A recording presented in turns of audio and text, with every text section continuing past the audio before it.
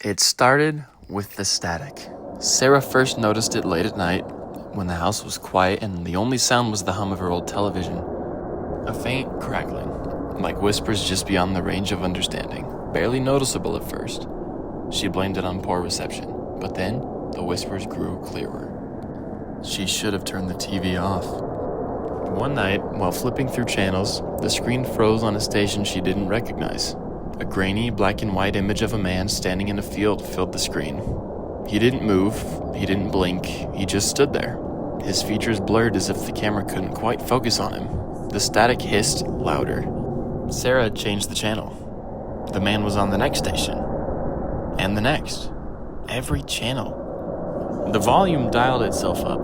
The static roared, deafening, like a storm raging inside the television. And then, just as suddenly, there was silence. The man was closer. Sarah yanked the plug from the wall. The screen went dark. The house plunged into silence. But as she turned toward the hallway, her stomach dropped. A shadow flickered in the reflection of the black TV screen. She wasn't alone. Her breath hitched. Slowly, she turned. The living room was empty. The only sound was her own heartbeat thudding in her ears. Then, a whisper. "You're watching, so I'm coming." Her phone buzzed. A new message. No number, no contact name, just 2 words. Look outside.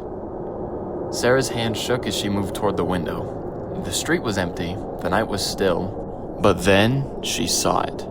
Across the road beneath the flickering street lamp stood the man from the television. Only now, his face wasn't blurry. It was hers. The static returned, filling her ears, her head, her entire body. Her vision blurred. Her limbs felt heavy, and before she could scream, everything went dark. Sarah woke up to the soft hum of static. It buzzed in the back of her skull, a low vibration in her bones.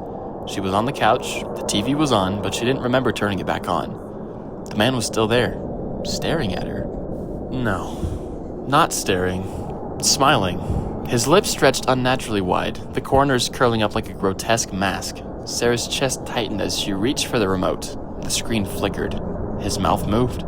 She dropped the remote as a distorted voice crackled through the speakers. "You let me in." Her phone buzzed again. She didn't want to look. Every nerve in her body screamed for her to run, to leave, to do anything but check her phone. But her hands, shaking, betrayed her. She picked it up. The text had changed. "Don't look behind you." Her breath came in shallow gasps. Slowly, as if in a dream, she turned her head just enough to see the dark reflection in the TV screen. A figure stood behind her, closer now. She spun around, but there was nothing there. Just the empty living room. The television crackled, its screen flickering between static and something else. Something moving, shifting, or crawling just beneath the surface. Her own reflection stared back at her from the darkened screen, but it wasn't mirroring her movements anymore. It was smiling.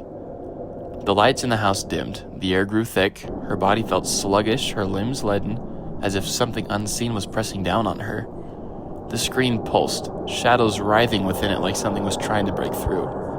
And then the whispers returned. They weren't coming from the TV anymore. They were inside the room.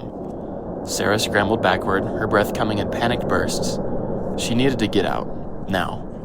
She bolted for the door, fumbling with the lock. Her fingers were clumsy and slick with sweat. She yanked the door open and stepped into nothing. The world outside was gone. No street, no houses, no sky, just an endless pulsing void of static stretching infinitely in all directions.